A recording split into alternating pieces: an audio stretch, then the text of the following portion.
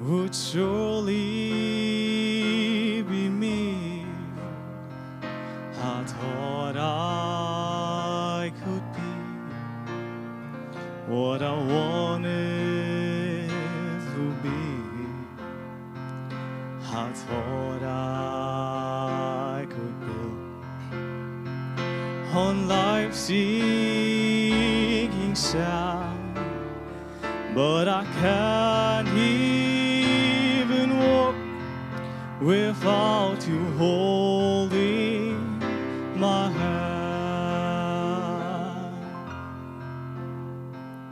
I can't even walk without you holding my hand. The mountains too high and the valleys too wide, and down on my knees I've learned how to stand, but I can't even walk without you holding my hand. I thought I could do a lot on my own. I thought I could make it all day long. I thought of myself as a mighty big man, but I can't even walk without you holding my hand.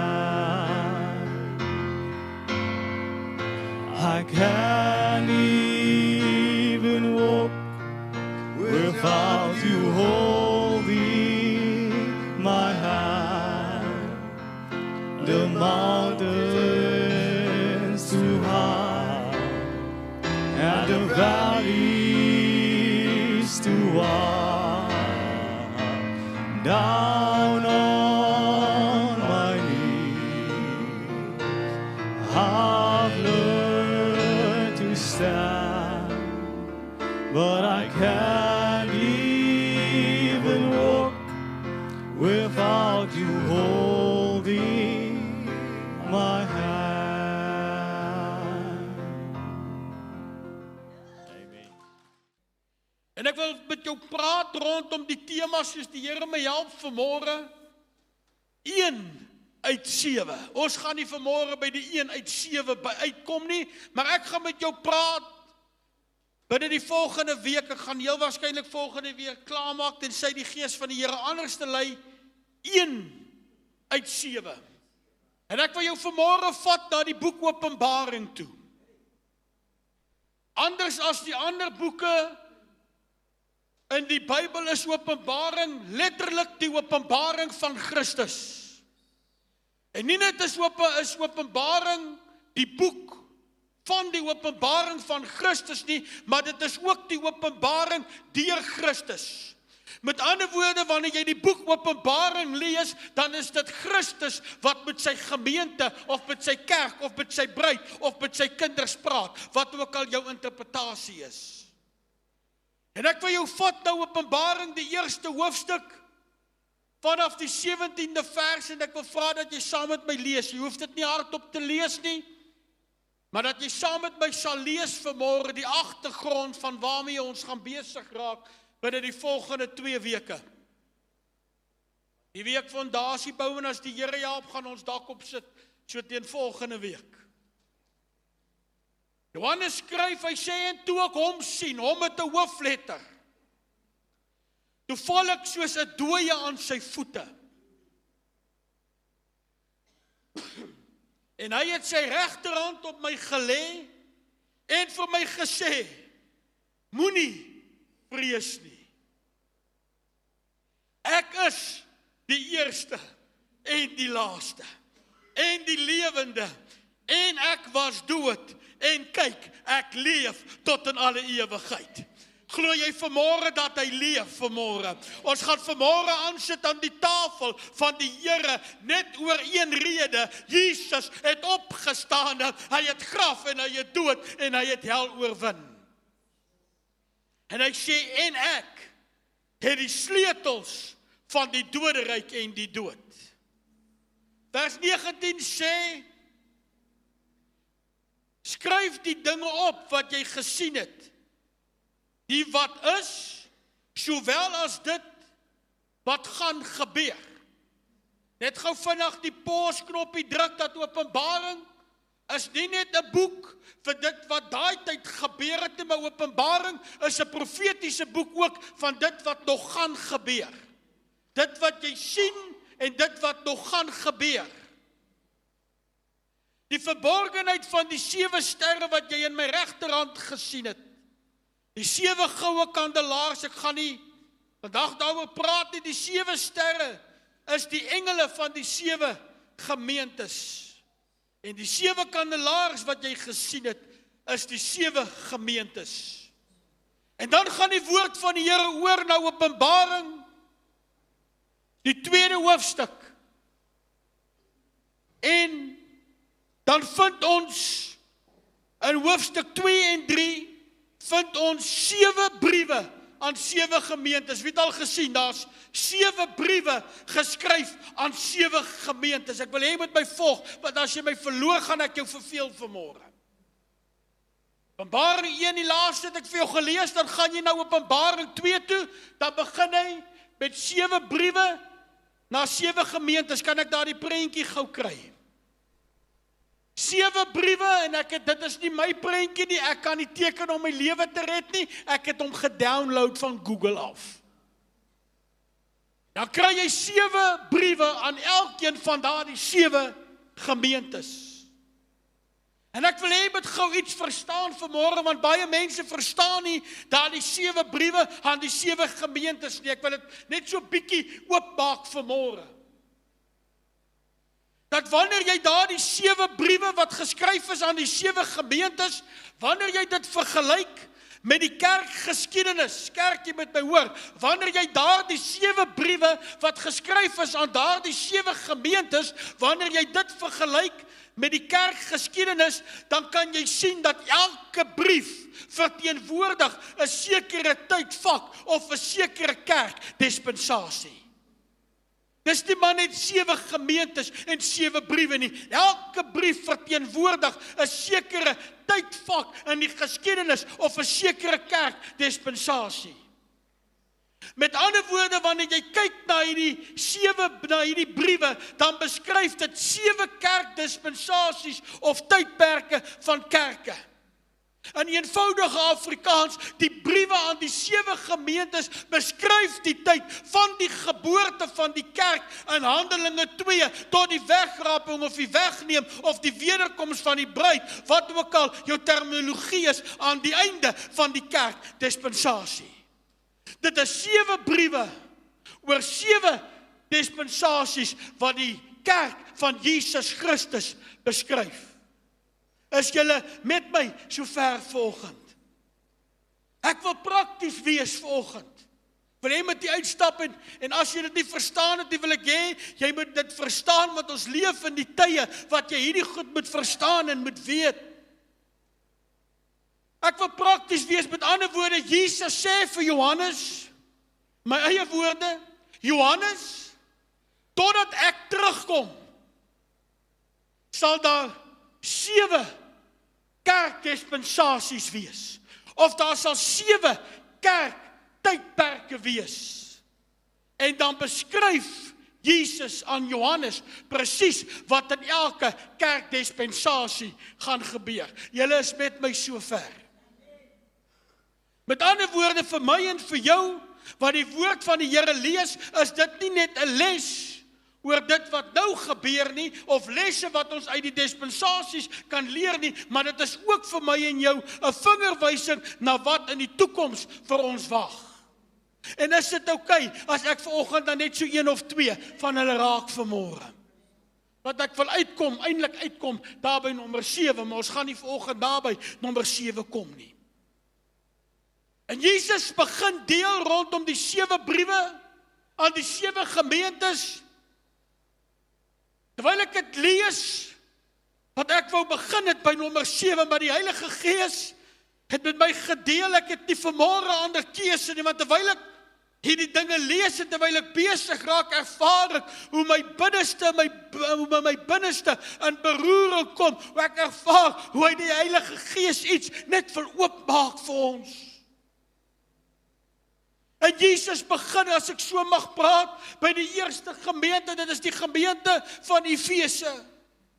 Vir die wat 'n bietjie wil huiswerk doen, dit was die gemeente of die tydvak, die dispensasie, rondom 30 na Christus, tot so 100 na Christus. Dit was die eerste tydvak, plus minus ongeveer. Ons gaan nou nie vanoggend beklei oor 'n jaar of 2 nie. Die eerste gemeente, die gemeente van Efese, 30 tot 100 na Christus. En die Here sê vir daardie gemeente, kerk, ek wil hê, jy moet hoor, daar's 'n kosbare les. En die Here sê vir daardie gemeente, hy sê, julle arbei, ek gaan net so vinnig vat, julle arbei, julle werk, julle doen dinge reg, julle staan vir wat reg is. Is dit nie mooi woorde nie? Julle staan vir wat reg is. En dan sê die Here die een woordjie wat alles verander. En die Here sê, maar julle doen alles reg. Julle werk, julle arbei, maar. En dan gee die Here vir ons die antwoord in Openbaring 2 vers 14. Hierdie een skrif wat my binneste in beroering bring. Die Here sê, maar, julle doen alles reg. Hy sê, maar, ek het dit teen jou, dat jy jou eerste liefde verlaat het. Ek het dit teen jou. Dis nie 'n beklei preek vanmôre nie, maar die Heilige Gees wil vanmôre by ons elkeen stil staan en met ons deel voor ons aansit aan die tafel. Hy sê, ek het dit teen jou. Jy werk reg, jy arbei, jy staan vir dit wat reg is. Hy sê, maar ek het dit teen jou, dat jy jou eerste liefde verlaat het. En ek wil vanmôre vir jou vra en vir jou sê, dat jy kan so besig wees om vir die Here te werk, dat jy later vergeet hoekom jy dit doen. Jy kan so besig wees om iets vir die Here te doen, dat jy later uit die oog verloor, maar hoekom jy dit doen? Jy kan later so besig wees om te doen wat reg is, dat jy vergeet dat ek en jy staan in 'n liefdesverhouding met hom. Iemand wat weet waarvan ek praat vanmôre? Het voor ons oor op enkele oomblikke gaan aansit aan die tafel van die Here, is ek gedryf vanmôre deur die Heilige Gees om vir jou te vra wat die Heilige Gees vir my gevra het. En ek wil vanmôre vir jou vra, kind van die Here, jy wat vanmôre in die huis sit, jy wat vanmôre naby luister, wil ek vir jou vra vanmôre, het jy hom nog so lief soos wat jy hom aan die begin lief gehad het? Het jy hom nog so lief soos die dae wat jy hom net geleer ken het?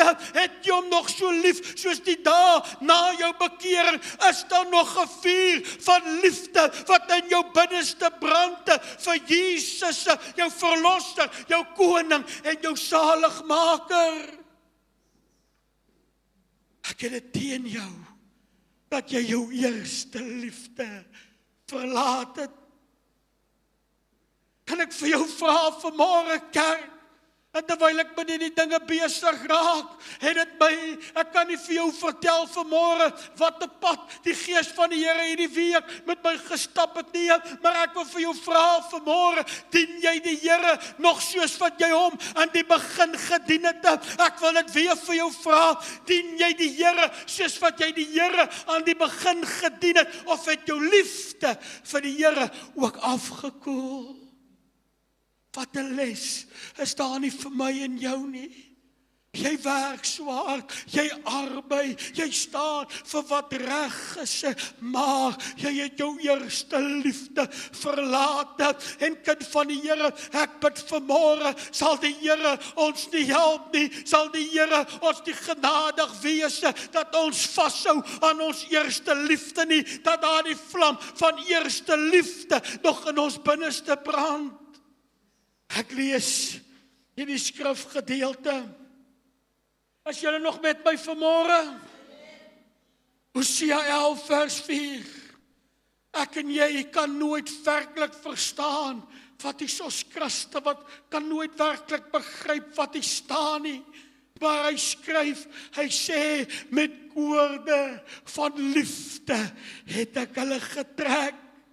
Kan ek vanmôre vir jou sê, onthou jy daardie tyd wat jy God nodig gehad het, onthou jy daardie tyd wat jy die Here nie gedien het nie, onthou jy daardie tyd wat jy jou rug op die Here gedraai het, onthou jy daardie tyd wat jy ver van die Here afgeleef het, en die Here het nie gekom met 'n sambok om jou te slaan nie, hy sê nee, ek het jou nader getrek met koorde van liefde, wat ek gee nie om wat jy gedoen het nie, ek het jou lief met 'n ewige liefde, met koorde van liefde het ek jou getrek. So God van liefde, dan kom Johannes en hy skryf in Johannes 4:19, hy sê ons het hom lief. Kan ons dit ooit begryp? Ons het hom lief, omdat hy ons eerste lief gehad het. Kan ek vir jou sê vanmôre, jy het nog nie eers geweet van die Here nie, toe het hy jou al klaar lief gehad met 'n ewige liefde. In die kinderkerk was die eerste skrifgedeelte wat ek geleer het, was net hierdie 3 woorde, God is liefde. Die eerste teksversie wat ek moes memoriseer, was Johannes 3 vers 16, van so lief het God die wêreld gehad, dat hy sy enige gebore seun gegee het, en Jesus praat met die eerste gemeente in Efesië, en hy vra vir hulle kerk, my kind, my kinders, my gemeente, my bruid, het julle my nog so lief, soos wat ek julle lief gehad het? Onthou julle, ek het vanoggend so 'n stukkie op Facebook geskryf, nostalgie oor ou Pinkster, van julle het dit al gelees. Onthou julle, ons het altyd daai liedjie gesing, hy is die liefling van my siel. Onthou julle, hy is die liefling van my siel. Dan gaan hy oor, dan sê hy net hierdie woorde, sy naam is Jesus, sy naam is Jesus, hy is die liefling van my siel. As hy nog vanmôre, ek is so bewus van die teenwoordigheid van die Heilige Gees in die huis, as hy nog die liefling van jou siel is, kan jy net 'n hand opsteek en sê, Here, hy is vanmôre nog die liefling van my siel nie.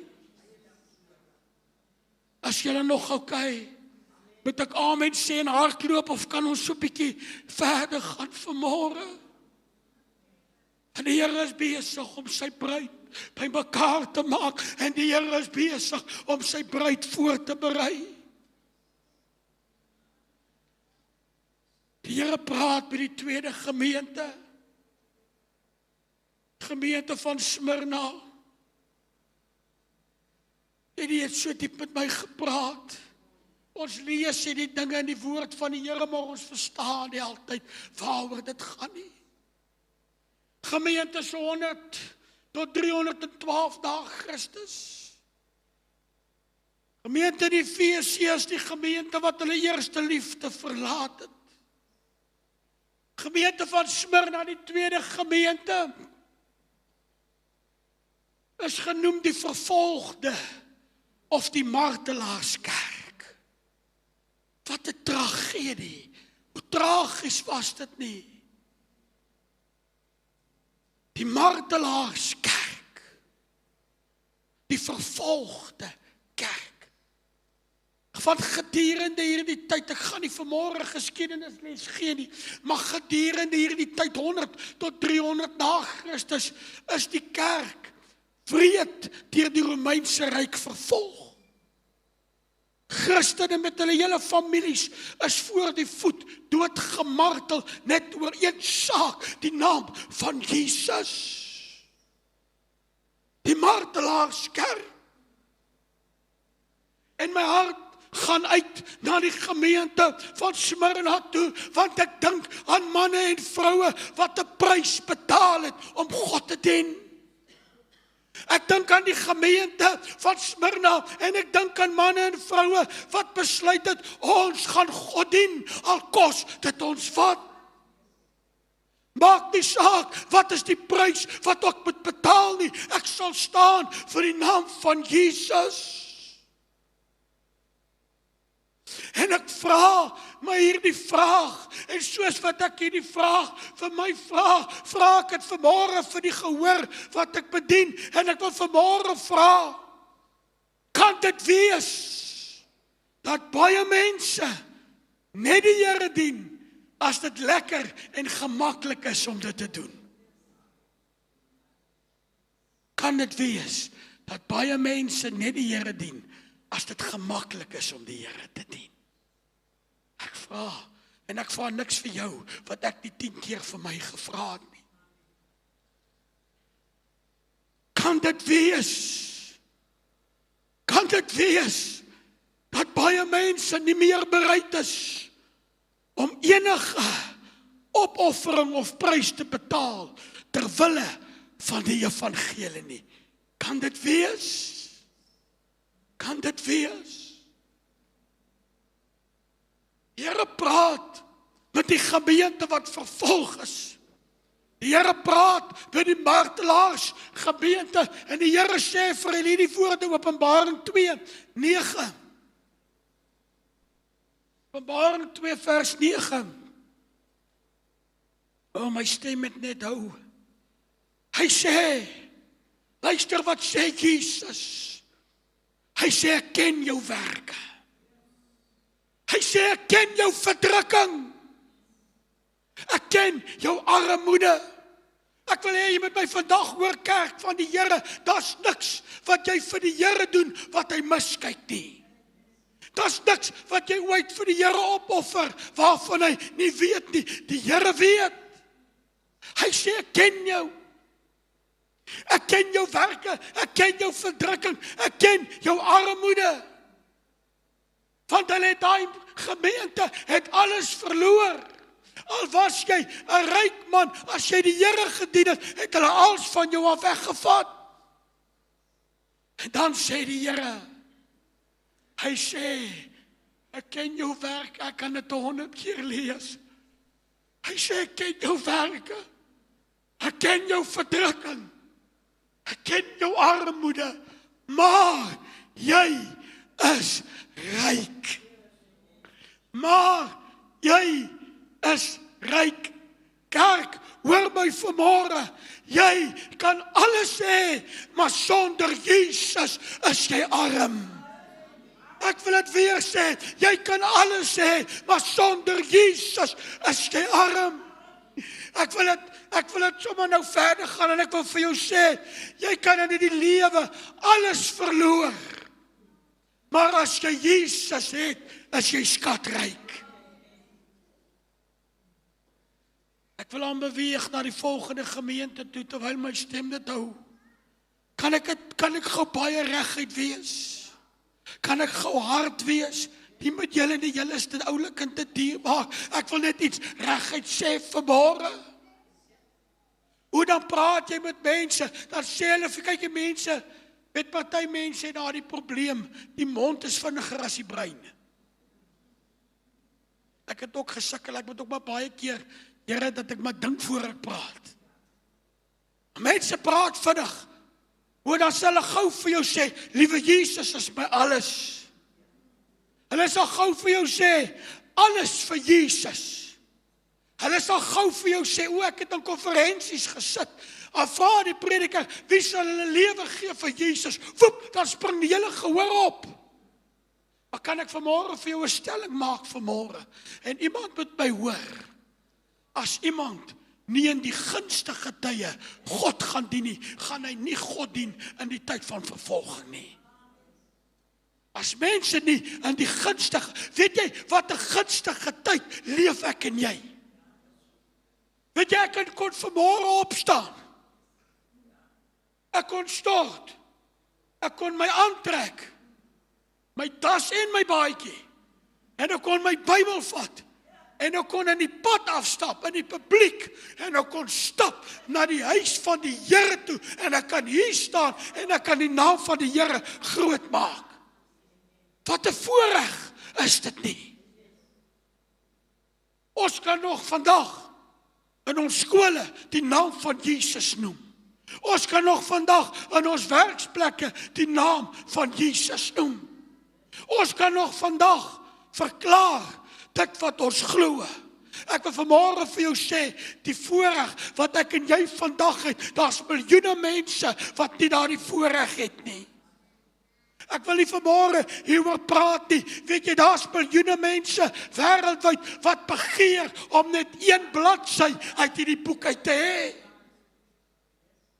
Maar in gunstige tye lê die boek vol stof. Boek met 'n hoofletter tussen hakies, lê die woord van God daar op die rak vol stof.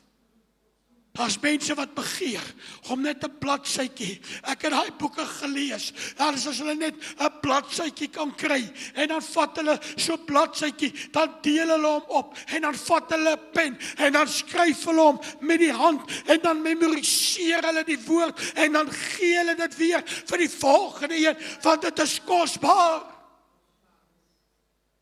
Ek kyk 'n diens in 'n ondergrondse kerk. Ek wil nie vanmôre oor hierdie dinge praat nie, maar ek wil hê jy moet weet, ek en jy leef in gunstige tye. En na die vertrekkie, dis seker 'n kwart, dis seker so groot soos hierdie mat hiervoor, is gepak van die mense en 'n oorseese prediker het hulle daar skelm ingesmokkel. Hy gaan vanmôre die woord bedien. En toe hy vir hulle vra, maar wie van julle was al in die tronk gewees? Wie van julle is al vervolg? Toe steek hulle almal hulle hand op. Want dit was vir hulle niks snaaks om 'n prys te betaal nie. Ek wil vanmôre vir jou vra, kerk, ek wil dit vanmôre by jou los, is ek en jy vandag nog bereid om in alle omstandighede te staan by die naam van Jesus? Die Here kyk vanmôre na die martelaarskerk. Mag die Here ons kom haal voor daai tyd aanbreek en ek glo die Here sal. Maar mag die Here ons bewaar dat ons sal staan by die evangelie van Jesus, ongeag die prys van Jesus. Kyk na my en jou. Hy sê, ek ken jou werke, ek ken jou verdrukking, ek ken jou armoede, maar jy is ryk, my byvoegsel, want as jy Jesus het, dan het jy alles. Is julle nog okay vir een gemeente? Hierdie het so met my gepraat. Hierdie het so met my gedeel. Ek wil gou nog een gemeente doen, dan beloof ek sluit af. Soos die Gees lei sal ons by al 7 uitkom.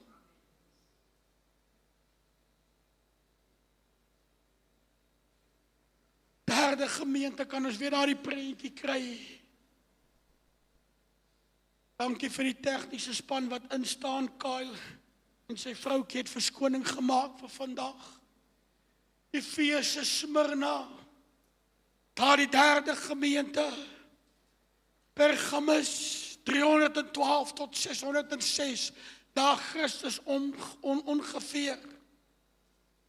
Staan bekend in die geskiedenis as die verleide kerk, of die staatskerk, die verleide kerk, of die staatskerk. Ek verduidelik vir jou vinnig wat daai tyd gebeur het. Ek het vir jou gesê dat die vorige dispensasie was die dispensasie van vervolging en die Christene is wreed vervolg deur die Romeinse ryk en alles wat daarmee saamgaan. En in hierdie tyd van die gemeente van Pergamus het die kerk 'n staatskerk geword.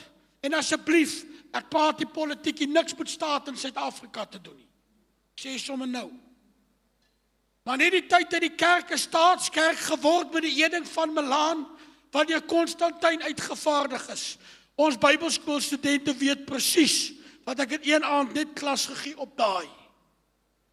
Die kerk het 'n staatskerk geword met die eding van Milaan, wat deur Konstantin uitgevaardig is. En kan ek vir jou vinnig verduidelik wat het daar gebeur, dat jy ook verstaan, want ons hoor baie van Konstantin en Milaan en al daardie goede. Langs die kort, terwille van die vrede, en terwille daarvan om die vervolging van die Christene te stop, toe vat hulle al die Christelike waardes en beginsels, en hulle gooi dit in 'n pot. Ek praat prakties, gooi dit in 'n pot. Maar hulle vat ook al die tradisies van die afgoderry en die heidense godsdienste, en hulle gooi dit in dieselfde pot. En hulle vat daar die lepel en hulle meng die Christenskap en die afgodediens en die heidense godsdienste, meng hulle en hulle haal dit uit en sê vir die mense, kykie, dit is hoe Christenskap nou lyk. Dit is hoe Christenskap nou lyk. 'n vermenging tussen Christenskap en die heidense, noem dit nou maar heidense afgoderry, by 'n gebrek aan 'n beter woord. En wat skokkend is van daardie era, almal is nou gelukkig, want daar is mos nou vrede. Almal is mos nou gelukkig, want daar is geonderhandel en daar het tot 'n vergelyk gekom. Klink dit bekend? Klink dit bekend? Maar net so 'n bietjie vergeet dat God se woord is nie 'n onderhandeling nie. En hulle gee daardie gemengde godsdiens vir die mense. Dit is hoekom Christus na daardie gemeente verwys het, na die verleide gemeente of die staatskerk. Kan ek jou herinner vanmôre, ek beklei nie, ek herinner jou maar net soos wat die Gees met my gedeel het. Kan ek jou herinner vanmôre, God het jou geroep om te staan vir die waarheid en nie om te kompromieer met die wêreld nie. Ek gaan dit weer sê. God het my en jou geroep om te staan vir die waarheid. Hy het ons nie geroep om te kompromieer met die wêreld nie. Want nou raak het stil. Kan ek een trappie verder gaan vanmôre? Ek en jy het geen reg om te onderhandel met die waarheid van God se woord nie. As God se woord sê nee, het ek en jy geen reg om te sê ja nie. As God se woord sê dit is verkeerd, het ek en jy geen reg om te sê dit is reg nie. Want God se woord is nie 'n onderhandelingsproses nie. Is julle met my vanmôre? Ek wil in die vliegtuig land. Kan ek dit net so tong in die kies by sê? Soos wat Marius hou van goeie geestelike musiek, hy sing. So hou ek van 'n goeie preek. As jy my wil bederf, sit vir my 'n goeie preek op. Ek hou van 'n mooi preek. Maar partykeer as ek 'n boodskap so luister, ek gaan eerder nie name noem nie, dan skud ek net my kop. Dan wonder ek maar net, Here, besef manne en vroue nie, dat as jy die waarheid verdraai, gaan jy eendag voor God staan met bloed op jou hande. Maar die Gees van die Here begin met my te deel rondom hierdie klas goed, hierdie goed. En ek sit met 'n pen in my hand, want as ek iets in my gemoed ervaar, moet ek dit onmiddellik neerskryf, want ek is nie slim genoeg om dit te onthou nie. So ek het altyd 'n boek en 'n pen naby my. En ek skryf net hierdie een sinnetjie neer en agterna besef ek, wat het ek werklik hier geskryf? Om te staan vir die waarheid Ek sê weer, ek beklei nie met julle nie, ek is te lief vir julle. Want die Here is besig om sy bruid bymekaar te maak. Hy is besig om sy bruid skoon te maak vir dit wat kom. Maar om te staan vir die waarheid, moet jy weet, wat is die waarheid? Jy kan nie staan vir die waarheid, as jy nie weet wat die waarheid is nie. Dink 'n bietjie oor daarin. Weet jy wat, gaan hand aan hand met daardie stelling. En baie mense word maklik verlei van kansels af. Baie mense word maklik verlei deur sogenaamde medegelowiges om een rede, dis omdat hulle nie die waarheid ken nie. Dis maklik om mense te verlei met 'n goeie toespraak wat nie weet nie. Maar dit is 'n ander storie om 'n woord te bedien vir 'n gehoor wat God se woord ken. Want 'n gehoor wat God se woord ken, gaan die prediking tot verantwoording roep. Amen. En dit is hoekom ek altyd sê, as ek ooit iets bedien van hierdie kansel af, en jy voel dit is nie in lyn met God se woord nie, maak met my 'n afspraak dat ons die saak uitpraat, want ek moet, jy gaan jammer sê, of ek gaan jammer sê, maar ons moet in lyn met God se woord bly. Die Here praat. Shana, jy kan vir ons vorentoe kom asseblief.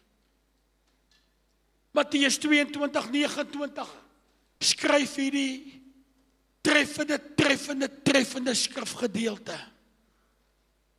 Hy sê, toe antwoord Jesus en sê vir hulle, julle dwaal, hoekom?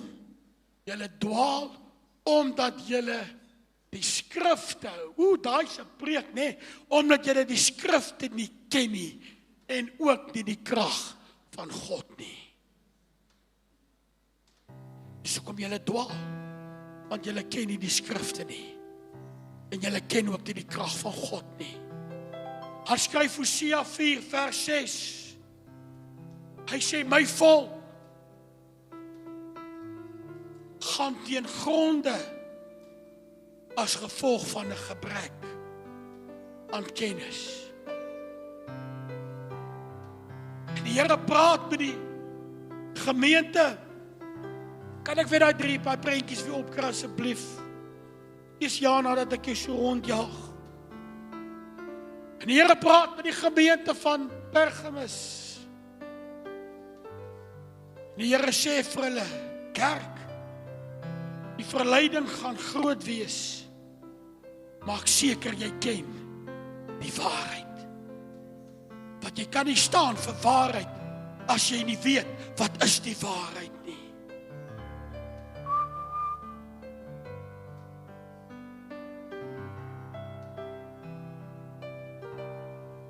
En vanmôre toe, Kayon en Anton en Marius so sing en Shana speel, sit ek hier langs my vrou, trane loop oor my wange, want ek weet wat ek gaan bedien. En ek besef, Here, ek het dit so nodig. Ek het dit so nodig, want ek gaan nie die pad kan stap sonder U nie. En of jy dit nou wil weet of nie, jy gaan ook nie die pad kan stap sonder die Here nie. Vanmôre het ek met jou gedeel, so uitgesien om die 4de gemeente vanoggend te doen, maar ons sal dit weer doen. Die Here praat vanmôre met sy kerk. Gemeente, die feeste, hoe lyk jou eerste liefde nog vanmôre? Het jy hom nog so lief?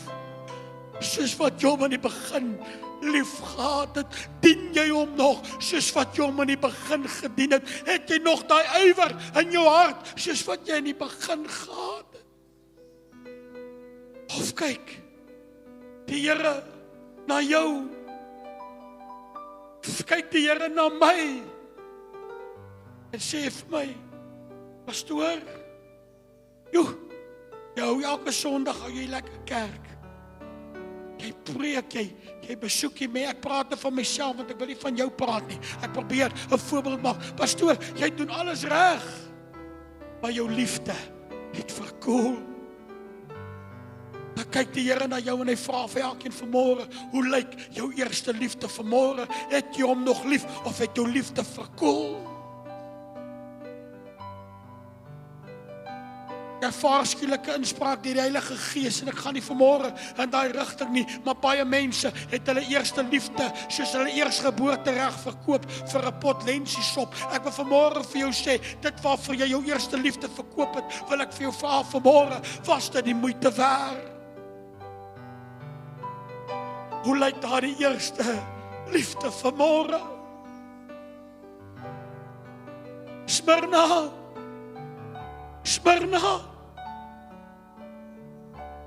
Sal jy bly staan? Alles dit moeilik. Smyrna, sal jy my dien? Al kos dit jou alles. Smyrna, sal jy my dien? As dit jou alles gaan kos, as jy alles gaan verloor. Ek moet daar die skrif lees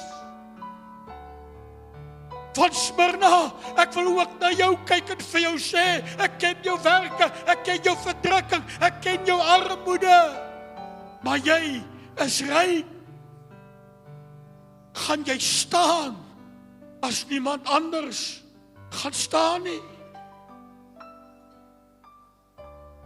Moenie dat ek begin praat oor Daniël en sy 3 vriende vanmôre nie. Aan 'n dag. Pergamus. Gemeente. Het jy nie dalk ook gekompromeer met die wêreld nie? Jy sien, ek gaan nie vanmôre daaroor praat nie, maar die Bybel skryf dit baie duidelik. Dit is nie eers snaaks nie. Die Bybel skryf, hy praat, hy sê van die laaste dag gaan die mense kom en hulle gaan in 'n kerk sit. My eie woorde. En as die mense nie gaan hou van wat die pastoor sê nie, dan gaan hulle wip hulle wange opblaas en dan gaan hulle na 'n volgende kerk toe en so gaan hulle van kerk tot kerk tot hulle 'n pastoor kry wat vir hulle sê wat hulle wil hoor. Wat die Bybel sê. Hy sê, want mense sal na hulle gehoor gestreel wil wees.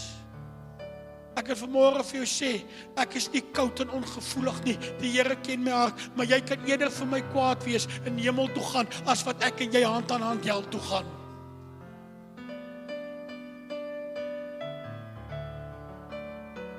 Here vra vanmôre vir jou kerk van Pergamus.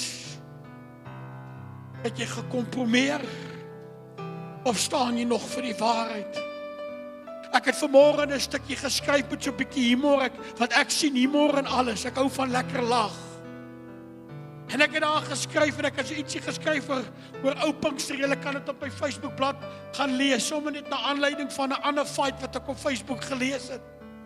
En ek het daar geskryf, maar daar's groter waarheid in as wat 'n mens besef. En ek het daarin geskryf dat ek kom uit ou Pinkster uit, dat omtrent alles was sonde behalwe asemhaal. Onthou julle daai dag? Omtrent alles was sonde behalwe asemhaal. Maar wat het gebeur? Was die mense vol tradisie? Was die mense vol wat ook al? Tradisie, kultuur, religion, wat ook al. Hulle gee hierdie goed hierdie name. Miskien. Maar ten minste was die heidingpale reguit ingeslaan. Ten minste was die pad gebaan en jy het geweet, as jy in die pad, as jy in die baan gaan stap, gaan jy veilig aan die ander kant uitkom, want hulle het nie gekompromeer nie. Dan gaan dit nou reg gesê, dan gaan ons aansit aan die tafel van die Here. Jy sien, daar was 'n tyd gewees in Pinkster. Daar was 'n tyd gewees in die kerk. Kan ek dit maar sê, is dit okay vanmôre? Nou die dag wou hulle al my salaris halveer toe ek tereguit praat. Ek is eerlik. Jy weet, daar was 'n tyd gewees in Pinkster waar mense gekyk het hoe na aan die Here hulle kan leef. Onthou julle daai tye? Het was nie eers 'n onderhandeling nie. Gekyk hoe na aan die Here kan ons wees. En as iets wat gebrand het in hulle binneste. Vandag kyk die mense hoe na aan die wêreld hulle kan leef en nog hemel maak. Hoe na aan hulle aan die wêreld kan leef en nog hemel maak. En weet jy, dan hang my mond baie keer oop. Dan moet jy die stories hoor, kerk. Hulle maak vir hulle 'n teses by mekaar, soos wat 'n gesoute prokureur nie kan nie, want hulle dink, ons aan die mense dink, hulle gaan eendag voor God staan, en dit gaan 'n onderhandeling of 'n gesprek wees. Al wat God gaan sê is, ek ken jou hart. Ek ken jou hart, Pergamos. Ek ken jou hart, ek ken jou beter as wat jy jouself ken.